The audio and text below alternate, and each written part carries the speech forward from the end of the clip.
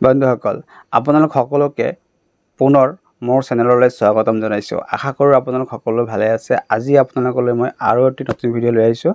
আজিৰ ভিডিঅ'ত মই আলোচনা কৰিম কাহ, এনেকুৱা এবিধ কাহ ধৰক যিটোক আমি কৰ্ণিক কাহ বুলি কওঁ।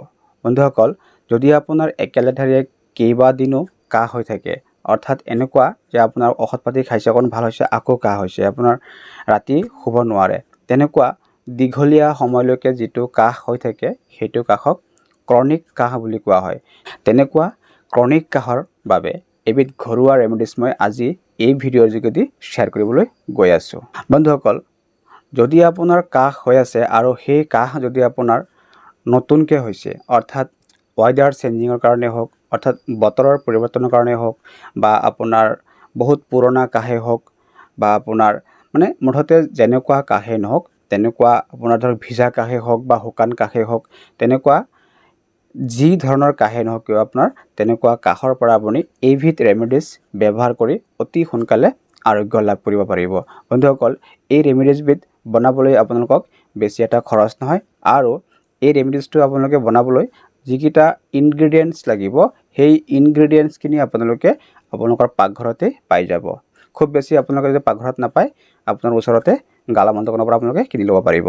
বন্ধুসকল, এই ৰেমেডিছটো বনাবলৈ আপোনালোকক ছটা ইনগ্ৰেডিয়েণ্টছ লাগিব। সেই ছটা ইনগ্ৰেডিয়েণ্টছ কি নোট কৰি লওক। জালুক, ক'লা নিমখ, জনিগুটি, ইলাচি, আদা আৰু গুড়। এই 6 প্ৰকাৰৰ ইনগ্ৰেডিয়েণ্টছ দি পেলাই আপোনালোকে ৰেমেডিছটো কেনেকৈ বনাব মই ক'বলৈ গৈ আছোঁ। বন্ধুসকল, এই 6টা ইনগ্ৰেডিয়েণ্টছ দি পেলাই আপুনি যিটো ৰেমেডিছ বনাব, সেইটো ৰেমেডিছে আপোনাৰ পুৰণতকৈ পুৰণা কাহ বা নতুন কাহ বা আপোনাৰ ৱেডাৰ চেঞ্জিঙৰ কাহ, শুকান কাহ, ভিজা কাহ, যি কাহেই নহওক, সকলো ধৰণৰ কাহৰ ক্ষেত্ৰত বহুত আপোনালোকক উপকাৰ সাধন কৰিব।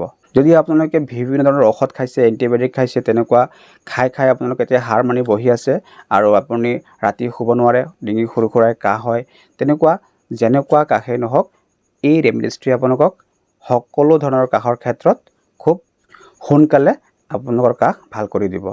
যদি আপোনাৰ বুকুত কফ জমা হৈ আছে, আপোনাৰ বুকুত যদি কফ জমা হৈ আছে, অৰ্থাৎ বিজলুৱা কিবা পদাৰ্থ জমা হৈ আছে, সেইখিনিকে কফ বুলি কোৱা হৈছে। তেনেকুৱা যদি কফ আপোনাৰ বুকুত জমা হৈ আছে আৰু সেই কফ আপোনাৰ এই ইনগ্ৰেডিয়েণ্টছটোত, অৰ্থাৎ এইটো যিটো ৰেমেডিছ আপোনালোকে বনাব, এই ৰেমেডিছটোত যিটো ইনগ্ৰেডিয়েণ্টছ ব্যৱহাৰ কৰা হৈছে, যেনেকৈ আপোনাৰ জালুক, এই জালুকে তেনেকুৱা কফ গলাই দিয়ে, অৰ্থাৎ ই এক্সপেক্টৰেণ্ট হিচাপে কাম কৰে। তেনেকুৱা জালুকে আপোনাৰ সেই কফখিনি গলাই পেলাই উলিয়াই দিব, কফটো আপোনাৰ পাতল কৰি দিব। যেতিয়া কফটো পাতল হৈ যাব, তেতিয়া আপোনাৰ কফটো ওলাই অহাত আপোনাৰ সুবিধা হ'ব। তাৰ পাছত আপোনালোকে যদি কফটো ওলাই আহি যায়, তেতিয়াহ'লে কি হ'ব, আপোনাৰ ধৰক যিটো ডিঙিৰ সুৰসুৰণি আছিলে বা আপোনাৰ যিটো বুকুত জাম হৈ আছিলে, সেই জামটো আপোনাৰ খোল খাব। তেতিয়া আপোনাৰ ধৰক যদি আপুনি শুওঁতে বা উঠোতে বহোতে উশাহ নিশাহ লওঁতে কষ্ট পাইছিলে, আপোনাৰ চাহ নলীখিনি আপোনাৰ বন্ধ হৈ আছিলে, সেইখিনি খোল খাব। লগতে আপুনি খুব আৰামত উশাহ নিশাহ ল'ব পাৰিব। এই ৰেমেডিছটোত যিটো আপুনি ক'লা নিমখ ব্যৱহাৰ কৰিছে, সেই ক'লা নিমখখিনিয়ে কি কৰিব, আপোনাৰ তেনেকুৱা কফ, অৰ্থাৎ তেনেকুৱা আপোনাৰ যিটো জমা হৈ আছে নাকৰ এই ভিতৰৰ অংশখিনিত, ওপৰ অংশখিনিত, সেইখিনি কফ আপোনালোকৰ কি হ'ব, গলি পেলাই লাহে লাহে ওলাই যাব। তেতিয়া আপোনাৰ নাকৰ যিবিলাক শ্বাস নলী আছে বা যিবিলাক নলী আছে, সেইবিলাক খোল খাই যাব। তেতিয়া আপোনাৰ শ্বাস প্ৰশ্বাসখিনি খুব ধুনীয়াকৈ ল'ব পাৰিব, অৰ্থাৎ উশাহ নিশাহ আপোনাৰ খুব আৰামদায়ক হ'ব। তাৰোপৰি বন্ধুসকল, আমাৰ নাকত যিখিনি হেঙুল, অৰ্থাৎ হেঙুল জমা হৈ থাকে, জমা হৈ পেলাই আপোনাৰ সেইটো নতুন কাহৰ ক্ষেত্ৰতো হয়, কেতিয়াবা পুৰণা কাহৰ ক্ষেত্ৰতো হয়, বা আপোনাৰ ৱেডাৰ চেঞ্জিঙৰ সময়তো তেনেকুৱা আমাৰ নাকৰ নলীডাল এনেকুৱাকৈ বন্ধ হৈ থাকে হেঙুলেৰে, যে কেতিয়াবা এটা নাকৰ ফুটা খোল খালে আৰু এটা বন্ধ হৈ থাকে, বা ইটো খোল খালে এইটো বন্ধ হৈ যায়। এনেকুৱা আমি বহুত অসুবিধা পাওঁ। তেনেকুৱা অসুবিধাৰ ক্ষেত্ৰত আপোনালোকে এই ৰেমেডিছটো ব্যৱহাৰ কৰি তেনেকুৱা আপোনাৰ এই উশাহ নিশাহ লোৱাৰ যিটো কষ্ট বা আপোনাৰ যিটো কফ হৈ থাকে, কাৰণ কফটো হ'বই, আপোনাৰ যেতিয়া এইটো বন্ধ হৈ থাকিব, তেতিয়া আপোনাৰ পানীখিনি ওলাই আহিব নোৱাৰিব, কাৰণ আমাৰ এই নাকৰ লগত এনেকৈ আমাৰ এই নলীবিলাক এনেকৈ ডিঙিলৈকে গৈছে। যদি আপোনাৰ চৰ্দিৰ পানীখিনি নাকেদি ওলাই আহিব নোৱাৰে, তেতিয়া সেই পানীখিনি কি হয়, লাহে লাহে আপোনাৰ যেতিয়া আমি শুবলৈ যাওঁ বিচনাত, তেতিয়া শুবলৈ যাওঁতে সেই পানীখিনি কি হয়, আপোনাৰ লাহে লাহে আমাৰ ডিঙিলৈ গুচি যায়, গৈ পেলাই তাত আপোনাৰ এটা ইৰিটেশ্যনৰ সৃষ্টি কৰে, অৰ্থাৎ সুৰসুৰণিৰ সৃষ্টি কৰে। তেতিয়া আমাৰ কাহ উঠে। বন্ধুসকল, আৰু যদি আপোনালোকে এইদৰে এই ৰেমেডিজকেইটাৰ ব্যৱহাৰ কৰে আৰু এই ৰেমেডিজটো ব্যৱহাৰ কৰাৰ লগত যদি আপোনালোকে গাৰ্গলিং বা ভাপটো লয় তেনে ষ্টিম যিটো কয় আমি ষ্টিমটো আপোনালোকে লয় তেতিয়াহ'লে আপোনালোকে অতি সোনকালে তেনেকুৱা কাহৰ পৰা মুক্তি লাভ কৰিব পাৰিব। আহক এতিয়া আমি মূল ৰেমেডিজটো প্ৰথমতে বনাই লওঁ।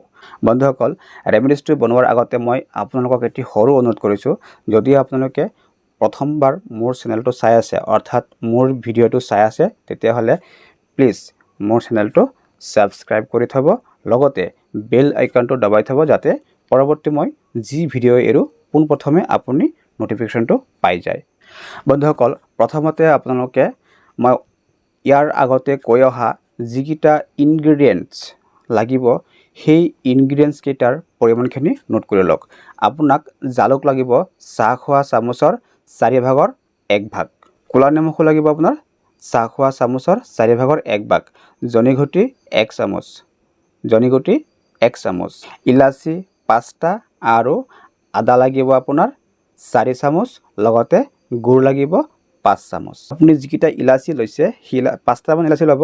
ইলাচিখিনি বাকলিখিনি গুচাই পেলাই ভিতৰৰ গুটিকেইটা ল'ব, ওপৰৰ বাকলিখিনি আপুনি পেলাই দিব, মাত্ৰ ভিতৰত থকা ইলাচিৰ ভিতৰত থকা গুটিকেইটা ল'ব। ঠিক আছে, লৈ পেলাই আপুনি এই আদা, ইলাচিৰ গুটি, আপোনাৰ ক'লা নিমখ, জনিগুটি আৰু জালুক এইকেইটা বস্তু কিবা এটাত লৈ পেলাই আপুনি খুন্দি খুন্দি অলপ গুড়ি কৰি লওক, বা আপুনি পাউডাৰ বনাই ল'ব পাৰে, খুন্দি খুন্দি গুড়ি কৰি পাউডাৰ বনাই ল'ব পাৰে, বা আপুনি তেনেকুৱা কিবা গুড়ি কৰি ল'ব পাৰে। ঠিক আছে, গুড়ি কৰি লৈ পেলাই থৈ দিয়ক। ঠিক আছে, এইটো থাকক। এতিয়া আপুনি কি কৰিব, এই যে আপুনি 5 চামুচ গুড় লৈছিলে, প্ৰথমতে আপুনি এটা পাত্ৰত কি কৰক, এই গুড়খিনি আপুনি দি লৈ পেলাই তাত অকণমান পানী দি সেই গুড়খিনি আপুনি জাল কৰক, অৰ্থাৎ তাপ দিয়ক, তাত মানে চৌকাত বহাই দিয়ক। ঠিক আছে, আপুনি এটা কাম কৰিব কি, এতিয়া গুড়খিনি দেখিব যে গলি গৈছে, একেবাৰে বেছি মানে জ্বলি যোৱাকৈ আপোনালোকে গুড়খিনি জাল নকৰিব, মানে নটপটাব। আপোনালোকে গুড়খিনি জাষ্ট গলিছে, ঠিক তেনেকুৱা অৱস্থাত আপোনালোকে কি কৰিব, সেই গুড়খিনিত আপুনি যে ইতিমধ্যে বনাই থৈছিলে আপোনাৰ সেই গুড়িখিনি, অৰ্থাৎ জালুক, ইলাচি, আদা, আপোনাৰ জনিগুটি, ক'লা নিমখ, ইয়াৰ যিটো পেষ্ট আপোনালোকে বনাই থৈছিলে অৰ্থাৎ গুড়িখিনি বনাই থৈছিলে, সেই গুড়িখিনি আপোনালোকে সেই গুড়ত দি দিব। দি লৈ পেলাই আৰু 2 মিনিটমান সময় লাৰি লাৰি তাক জাল কৰিব, অৰ্থাৎ তাপ দিব। ঠিক আছে, এতিয়া সেইখিনি পেষ্ট হৈ গ'ল, এটা মানে গুড়ৰ লগত সেইখিনি মিলি পেলাই এটা পেষ্ট টাইপ হৈ যাব। সেইখিনি আপোনালোকে নমাই এটা চিচাৰ পাত্ৰত ভৰাই ষ্ট'ৰ কৰক। ঠিক আছে, এতিয়া আপুনি এইটো কি হিচাপে ব্যৱহাৰ কৰিব, অৰ্থাৎ কি হিচাপে খাব সেইটো এবাৰ জানি লওক। বন্ধুসকল, এই পেষ্টটো অৰ্থাৎ এই আপুনি যিটো ৰেমেডিজ বনাইছে এই ৰেমেডিজটো আপোনালোকে ৰাতিপুৱা আধা চামুচ, গধূলা আধা চামুচ, এনেকৈ আপোনালোকে 2 বাৰ ব্যৱহাৰ কৰক আহাৰ খোৱাৰ পিছত। বন্ধুসকল, এই ৰেমেডিজটো পুৰুষ মহিলা উভয়ে ব্যৱহাৰ কৰিব পাৰিব। 10 বছৰৰ ওপৰৰ ল'ৰা ছোৱালীয়েও ব্যৱহাৰ কৰিব পাৰিব, কিন্তু 10 বছৰৰ তলৰ ল'ৰা ছোৱালীক এই বস্তুটো অৰ্থাৎ এই ৰেমেডিজটো ব্যৱহাৰ নকৰাব। 10 বছৰৰ ওপৰৰ ল'ৰা ছোৱালীক যদি আপোনালোকে এই ৰেমেডিজটো খুৱায় বা ব্যৱহাৰ কৰায় তেতিয়াহ'লে আপোনালোকে চাহ খোৱা চামুচৰ 4/1 ভাগহে খুৱাব, তেনেকৈ দৈনিক 2 বাৰ খুৱাব। এই ৰেমেডিজটো আপোনালোকে 4-5 দিন দৈনিক ব্যৱহাৰ কৰি যাওক, দৈনিক 2 বাৰকৈ 4-5 দিন আপোনালোকে এই ৰেমেডিজটো ব্যৱহাৰ কৰক নতুন কাহৰ ক্ষেত্ৰত। আৰু যদি আপোনাৰ ক্ৰনিক কাহ বা পুৰণা কাহ আছে তেতিয়াহ'লে আপোনালোকে 7 দিন বা তাতকৈ বেছি দিন ব্যৱহাৰ কৰিব পাৰে। ষ্টিম ইনহেলেশ্যনটো অত্যন্ত প্ৰয়োজন। এতিয়া সেই ষ্টিম ইনহেলেশ্যন আপোনালোকে কেনেকৈ কৰিব, আপোনালোকে কি কৰিব, 20-30 খিলামান নিমপাত ল'ব। ঠিক আছে, 20-30 খিলামান নিমপাত ল'ব আৰু 1 লিটাৰ পানী ল'ব। সেই পানীত নিমপাতখিনি দি লৈ পেলাই আপোনালোকে উতলাব। এতিয়া পানীখিনি ধৰক 4/1 ভাগ শুকাই গৈছে, সেই পানীখিনি আপোনালোকে নমাই আনিব। তাৰ পৰা যিটো ভাপ ওলাই থাকিব সেই ভাপখিনি আপোনালোকে নাকেৰে মুখেৰে টানি ল'ব। এনেকৈ এই ভাপখিনি আপোনালোকে প্ৰায় 4-5 মিনিট সময় লৈ ল'ব। গাৰ্গলিং কৰিবলৈ আপোনালোকে চেম নিমপাতেই ব্যৱহাৰ কৰিব। আপোনালোকে কি কৰিব, 1 কাপ পানী ল'ব, তাত 4-5 খিলামান নিমপাত দি লৈ পেলাই সেই পানীখিনি আপোনালোকে উতলাব।